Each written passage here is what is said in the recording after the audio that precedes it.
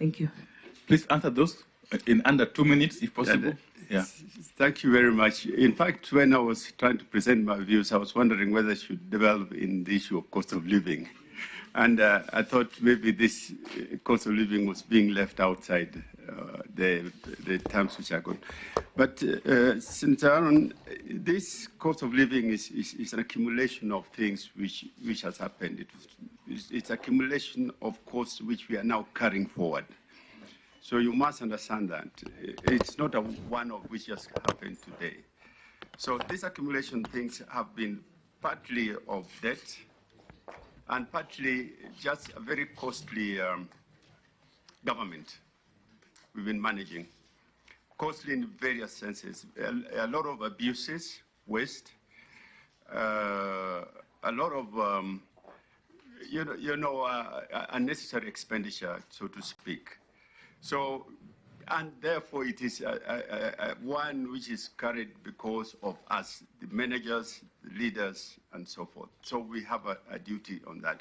Now, what's the way forward? The way forward is that the cost of living is actually biting the ordinary person more than us who are seated here. And therefore, the way forward is, we know people talk of, we must find a way of cushioning.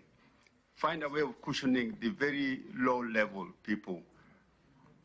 Whether you call it, people don't want to, people use subsidy, but use social cushioning, that must be there. And where would this money have to come from?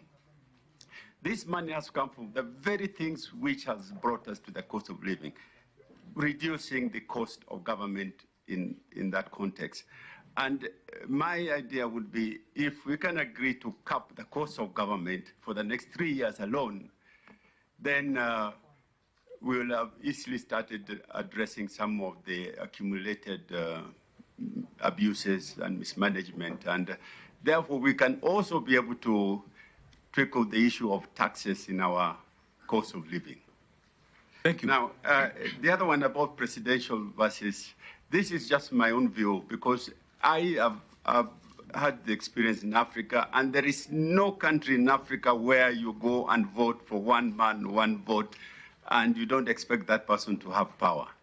So that is something which then breeds a lot of things, but it's not because it's presidential. But sometimes I wonder, South Africa has got the same fabric like us, I mean, in terms of ethnicity, in terms of what. How is it that theirs is presidential, but there is no, the fighting which we have? So that's the question I would like to leave with you. Thank you very much, Dr. Ouko. Yes. We shall now release you. Thank you. Yeah, and the committee will greatly benefit from your presentation. Thank you. Thank you, sir. Immense benefit to the committee. Next group, Kenya Kwanza. Watu walioweka Kenya kwanza. No.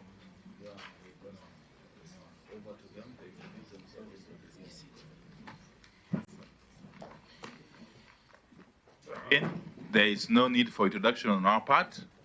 In the interest of time, we shall simply pass the mic over to the leader of delegation. Welcome. Thank you, Honorable Chairs. First of all, I want to take this opportunity to thank you for inviting us to submit our oral presentation and our memorandum on legal and policy reforms on issues concerning our country. We are here as the Kenya Kwanza Coalition, and you'll allow me to introduce my team. I am here with the Secretary General. Sorry, yes. Do we have copies of the presentation by Kenya Kwanza? We will make an oral presentation, and then we will submit. Oh, okay, yeah. Okay. Yeah. And also the invitation was very specific, that we are coming to make an oral presentation. That was captured in your invitation letter. So, Honorable Chairs, you'll allow me to introduce my team. This is the Kenya Kwanza team. I am the Secretary General of the ruling party, the UDA party. I'm also accompanied here with the Secretary General of the Amani National Congress, Honorable Omboko Milemba. I'm also accompanied by the Honorable Chikati, who is the Secretary General of the second oldest party in our democracy, Ford Kenya, is here. I'm also accompanied by good Senator Tabitha, nominated Senator of UDA, Honorable Tabitha Mtinda. I'm also accompanied by Senator Sigei, who is a Senator of Bomet, and also our legal expert, Advocate Alutalala. We will be very brief. I'm glad you've not given us time limits. Yes.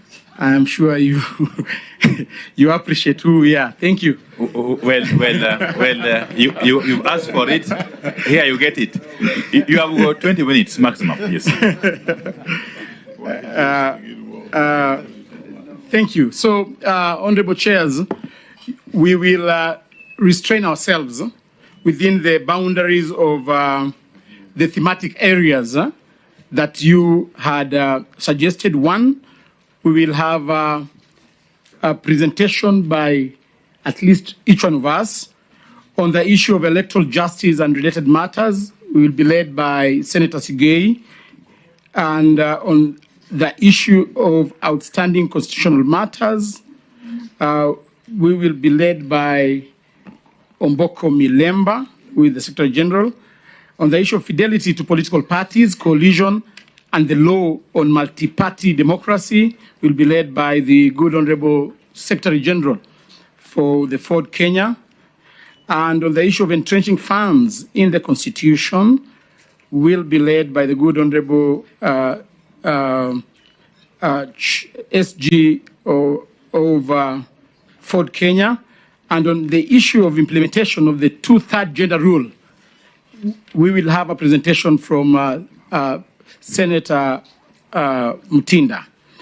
I will lead you on the establishment and entrenchment of state office, and that's how we'll make... SG, I propose you just go straight to it, so that you don't buy time making that. Okay. Just let those who are supposed to do whatever speak.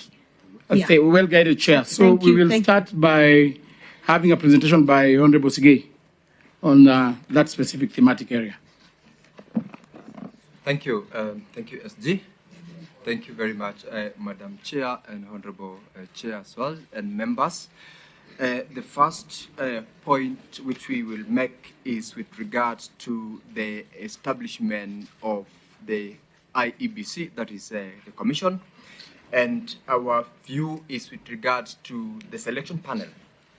And you all, of course, are aware about the establishment of IEBC under the Constitution, and what we are proposing as a coalition is that since we already have a law in place with regards to the selection panel to the IEBC, which law is in place as of now, we propose that we allow the Commission to proceed and conclude with the process of establishing the Commission in order for it to ensure that we fast track whatever is outstanding in terms of the delimitation of boundaries, which is coming up in, of course, the next few months or so because of the provision of the Constitution. And two, the reason as to why we are saying so is because this particular panel comprise a representative team, because we have got representation from the Public Service Commission, we've got representation from the Parliamentary Service Commission, which is, or rather was, a product of a decision by the court, where the court did indeed pronounce itself as to the need to have a wider representation of the members. We have representation from the religious groups as well as also from the political parties. And therefore, the Kenya Kwanza Coalition's position and recommendation to this committee is that this particular selection panel should proceed from where it has reached in terms of setting up the commission for purposes of making sure that it does the mandate provided for in law. And this is also one of the reasons why we are saying it should be let to proceed, is because we have got 7 pending by-elections where members of those representative constituencies and wards have had no representation, which is largely against the law. Or the position of Kenya Kwanza is that this election panel, since it is representative and the law is in place, should be allowed to proceed, and this committee should recommend that position immediately. I will come back in a short while to represent the second bit of it, but I'll ask Amboko Milemba to deal with the issue on the boundaries delimitation, which is also another limb of this position of Kenya Kwanza. Thank you, Chair. On boundaries delimitation, the boundary delimitation exercise, the review process, which is due to be done latest by March 2024, which is the 12th year outer limit required by the Constitution, is likely to stall due to lack of properly, if it's not constituted. Honorable Chair, we stand for the fact that this delimitation be done by the IBC, because as per Article 29 of the Constitution, this boundary delimitation should be done after every between 8 to 12 years. And as we stand now, we are doing the last year, which is the 12th year. And therefore, we strongly propose that this should be done so that we avoid a constitutional crisis. I would wish to add that, being very brief, that we further propose that Parliament and the Executive should fast track the process by allocating the required budget to the Commission, so that after the question of how to constitute the Commission, which will be handled by my brother here, is answered, it begins its work immediately to avoid constitutional crisis. I am aware that several groups appeared before yourselves and were talking about creation of not only constituencies but also creation of counties. So we strongly propose that this should actually be executed. Honorable Chair, we propose that the framework to be employed by the Commission during the boundary review and delimitation should be as already provided for in the Constitution under Article 89. Thank you, Honorable Chair. Allow me to move directly to the next issue. And the next issue is to do with the outstanding constitutional matters. I would want to begin by sharing with the many Kenyans who have suffered in many ways courtesy of the cost of living, and really stand with them, having been bred from a village point of a background. Honorable Chair, we understand the cost of living as an economic concept that refers to the general price level for goods and services that the average consumer will purchase for their activities of daily living. And we appreciate that these prices indeed are high, but we also appreciate that you know very well, Honorable Chair, that as a result of the international happenings that are not limited to the global inflation, to the high cost of living worldwide, the Ukraine war, and even the COVID pandemic, and further coupled with the local challenges that are not limited but include the prolonged drought we had in the last year, which was very, very prolonged.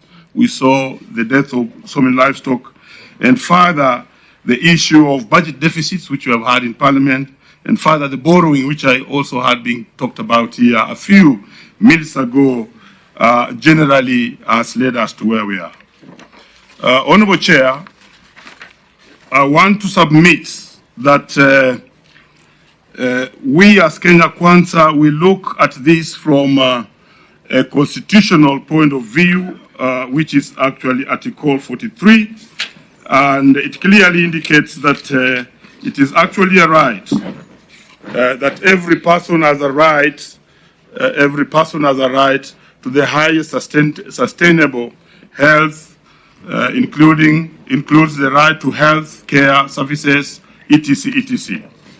I want to submit, Honorable Chair, that as the Kenya Kwanza government on the food security, the interventions undertaken by the government to actually increase on input subsidies in the sector of agriculture by, for instance, lowering the cost of fertilizer and other inputs, and also making sure the quality of these inputs to our farmers are of high quality, both the seeds, the pesticides, and also reducing the cost of agriculture, which was originally 7,500 to now 2,500, should greatly go in putting to actually reduce the cost of living and actually reduce the cost of the essential food services. And I'm happy yesterday when I was watching the TV now, I see the farmers complaining about stores and not lack of the maize itself. And they're actually saying that we need to move in as government quickly to actually provide stores for these foodstuffs and actually avoid post-harvest wastage. On the issue of housing, Honorable Chair, I want to undertake that as Kenya Kwanza, we have boldly moved to deal with the issue of housing, and that's why we had the acrimonious finance bill, as you all know, which dealt with the housing situation. And we are targeting that we should be able to increase the housing situation in this country, and therefore reduce the mortgages to about 10,000, and also make sure that the number of mortgages rise from 30,000 to 100 to 1 million every year. And by doing this, we hope that the issue of housing is going to be taken care of. Let me also move to the issue of health, Honorable Chair, that Kenya Kwanza is a government in place has moved to make certain laws which will actually make sure that we are able to provide the universal health care. 2 weeks ago, you remember, some of you were with me in Parliament when we did pass the two bills. That was the digital health care bill, and we also did pass the social health care bill. And there are two more bills which are in the Senate which are crossing over to the to Parliament so that we may deal with this. And I'm happy that the Constitution pronounces itself on the issue of emergency health care. And I'm happy in one of the bills, that's the social health care bill, we did create an emergency fund for those who are actually will be affected by emergency diseases.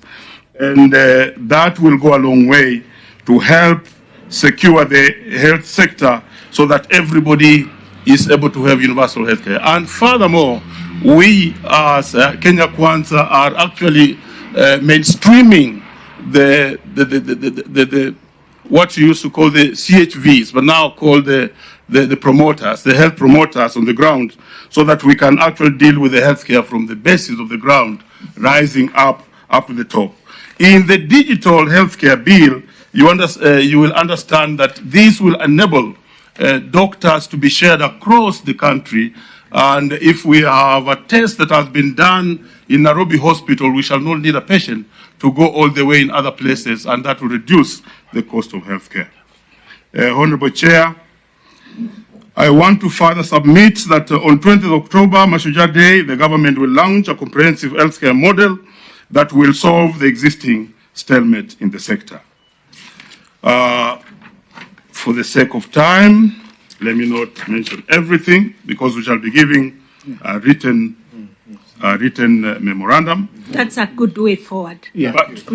Honorable Chair, on the issue of audit of the 2022 presidential election, I will wish to pronounce ourselves on that matter, and in the position of Kenya Kwanza, that we believe that that is watered down the bridge.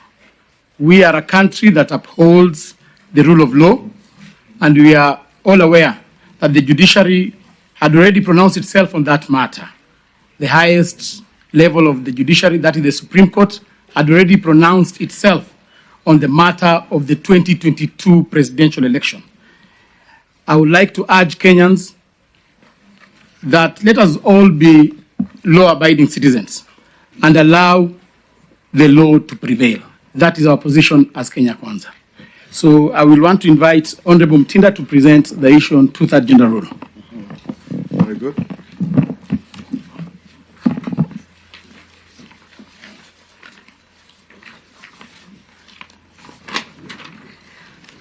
Thank you, Honorable Chairs. And I want to actually start by saying that it's very regrettable to note that the Constitution, as we speak, clearly articulates for the framework of the two-third gender rule. But as Parliament sits now, more specific at National Assembly, we've not been able to achieve the two-third gender rule. As a coalition, Kenya Kwanza, led by our party leader, none other than Dr. William Ruto, we want to state that we are committed and as a party in terms of championing and promoting the realization of women inclusion and effective participation in every sphere of national endeavors. We have recently also, as a coalition, amended our structure in terms of ensuring that we include party leadership cadres that ensure we meet the two-third gender rule in our political different coalitions.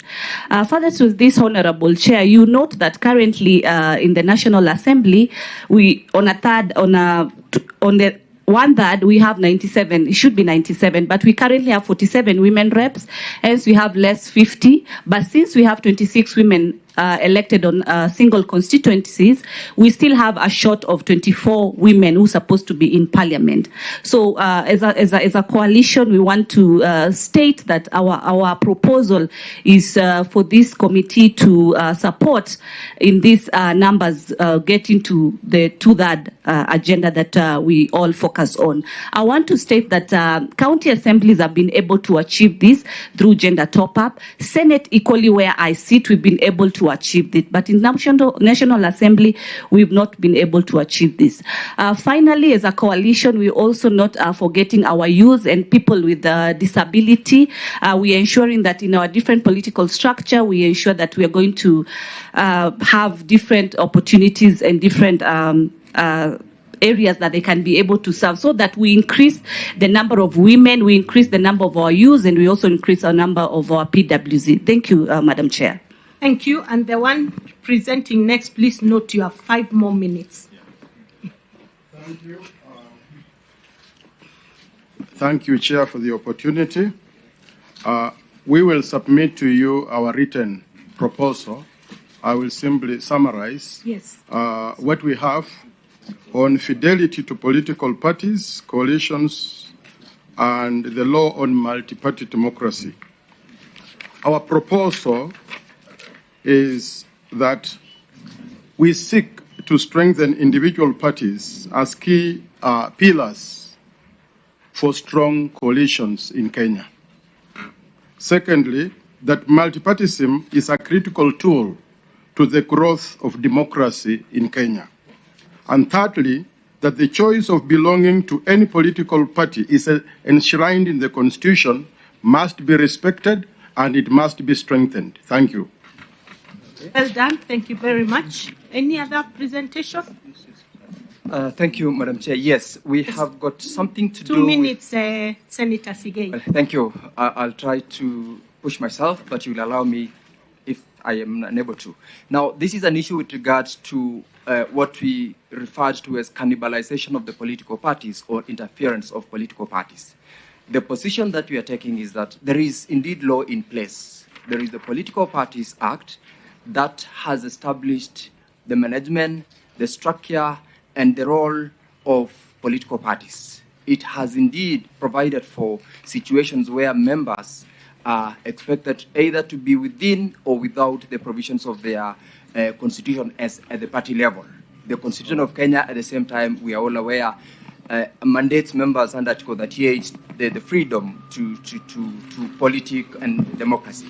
However, this was an issue that we have had to respond to, and we are saying that in terms of what we can recommend as a position, since we have the law, what is it then that we can do to make sure that this law is supporting the management of these political parties? And we have proposed that education is going to be one of the key issues in terms of ensuring that proactive steps are taken for members to understand, for political parties also to understand how to manage their members, so that we avoid accusations of interference with the management of political parties. Secondly, enhance the strengthening of internal party dispute resolution mechanism and make sure that proper structures are implemented and party organs are also made to operationalize so that if there is an issue, we can deal with it within the IDRM. Thirdly, political dialogue and democratic space is key. If we have this continuously, there will be no accusation of one party having interfered with another party's political structure. And lastly, legal reforms, where we are saying that policymakers should be able to consider reviewing and amending the existing laws where we feel there is a lacuna. And in this case, if there is a lacuna in terms of the Political Parties Act, where we are saying at what point do we deem a member to have maybe promoted the position of another political party, it should be clear so that members are allowed to exercise their democratic right and space, and none is accused of having cannibalized any other political party. That is our position as Kenya Kwanza, and we are saying this commission can push also along those proposals. Thank you, Senator. Lastly, Chair. Lastly, there's the last one. Lastly, Chair, on the two issues about entrenching funds. 1 minute, yes. How many minutes? 1 minute. 2 more minutes, Chair. Lastly, on the issue of entrenching funds into the Constitution and establishment and entrenchment of state offices, Honorable Chairs, this is our position that we draw wisdom from the memorandum the President presented to Parliament. That is the position of Kenya Kwanza. We support the establishment and the entrenchment of the National Government Constituency Development Fund, National Government Affirmative Action Fund, and the Senate Oversight Fund. However, Chair, we would like to make a further submission on the same. Article 177 of the Constitution of Kenya establishes the position of the member of County Assembly. The County Government Act gives the members of the County Assembly various roles.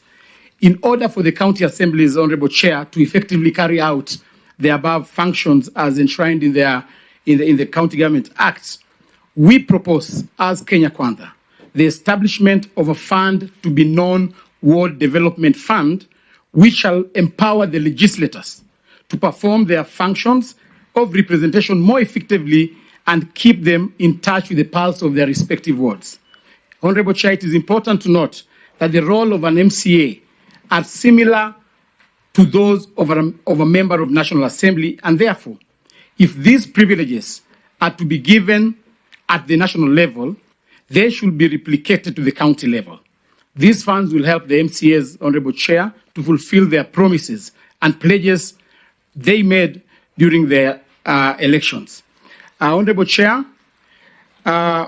we further suggest that to achieve, this fund will achieve equalization across the country and can be a solution to the marginalized groups within the counties who are agitating for secession.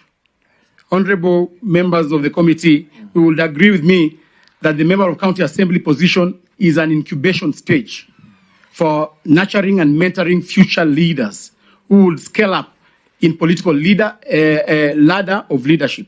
This fund will be very instrumental in ensuring this is achieved. We further submit that we have a ward equalization fund so that within the county setup, we again have an equalization fund to ensure that marginalized communities are catered for. We are further suggesting, as Kenya Kwanza, to have the county oversight fund, the same way a senator has been proposed to have an oversight fund to oversight the governors, to play the oversight role. We are proposing, let us build capacity for members of county assemblies. We've seen members of county assemblies being bought left, right, and center because they do not have a fund. That will make them autonomous from the governor. Lastly, on the issue of entrenchment of the two offices, the leader of opposition and the office of the prime cabinet secretary, we support, and especially as Kenya Kwanza, we want to affirm that we support the entrenchment of the leader of opposition. It is our considered view that Parliament should enact the legislation to establish the office of the leader of opposition. This is an important office in promoting inclusivity. we have repeatedly witnessed violence after every electoral cycle due to the perceived winner-takes-it-all scenario. Creation of this position would be a mean to alleviate the perennial problems, strengthening oversight and deepening democracy. Honorable Chair, we are conscious of the Bill of Rights as enshrined in the Constitution. We propose a legislation to regulate the rights to demonstration and picketing enshrined in Article 37. Lastly, the legislation should specifically address and provide mechanism to bar political leaders who lead violent demonstrations from vying from any further elective position. Further, the legislation should mandate the organizers of the demonstration to gazette the venue, time, and reason for picketing. The legislation should provide measures that will ensure the leaders and organizers of violent demonstrations, which may occasion destruction of property and loss of life, to be held liable. These will encourage sanity and order in our political class. That is our submission as Kenya Council. Thank you, SG. I think you're done, and thank you very much. I only want to ask you one question. Yeah. In the case of the office of the official of the leader of opposition, should that person sit in the Senate or in the National Assembly? For purposes, or outside? No, just note down. And I've got a follow-up question. Save for about 2 or so words that you uttered. I hope you could listen to me. Okay. SG, can listen to Andai. Yes, I was getting worried because in the memorandum that you alluded to, that was sent to Parliament, and in your written memorandum here. Don't have a written memorandum. What is this? Sorry. No, that's yours. No, let's be orderly. We have it. That's not You actually expressed this. Okay, so we ignore this one. Yeah. Okay. Sorry, Chair. Our staff have circulated a memo. It bears your name. I started by saying we do not have a written memorandum. We will do oral submissions. But what is this? Yeah, and this was occasioned by the contents of your letter. You told us to come make oral presentation. Fair enough. Fair enough. So we ignore this. Ignore. Please. Okay. We take this as a strange document. Very strange. Very that strange. found its way here strangely. Very strange. Thank you. Now, I was actually going to ask you, why are you not as emphatic on the position of the proposed position of Prime Cabinet Secretary as you are on the position of leader of official position? It is curious that even this document, which I have now refused to, I will not now refer to, you seem not to be emphasizing the creation of that office, contrary to perceptions that have been in the public domain. Could it be as a result of the fears? No, relax. Could it be as a result of the fears that from some quarters, that this office, if created or if entrenched in the Constitution, is going to water down the power and influence of the office of the Deputy President? And could this perhaps be the cause of the incessant anti-dialogue outbursts out there? Finally, what is your take on the issue of the taxes, which were brought about by the Finance Act? And very finally, Umoko Milemba, if I heard you right, I think this is the SG of Kenya. That you support you support. Chair, I'm the SG of. Okay, fine. I was referring to my friend, the SG of Kenya, Yechikati. Yes. That you support the strengthening of political parties. Yes. Okay? I suppose within and without the coalitions. Yes. What is your take on the clamor for collapsing of political parties to form bigger entities? Yeah. Very good question. Honorable Chair, on the issue of the leader of opposition, we propose that he sits in government in National Assembly. so that he can be able to oversight the government ably. Second, on the issue of being emphatic on the entrenchment of the office of the Prime Cabinet Secretary, I think first it was because of time. Second is a matter of semantics. We started by saying that we draw our wisdom from the contents encapsulated in the memorandum from the President to the National Assembly. So whatever the contents are encapsulated in that memorandum, we share the same wisdom. Chair, that memorandum doesn't have the proposal to entrench the office of the Prime Cabinet Secretary. Yeah. Yeah. Proceed. Which memorandum, Honorable Chair? The one that was sent to the President, to the National Assembly. Or whichever way, we as Secretary General has said, we strongly support the entrenchment of the office of the Prime Cabinet Secretary.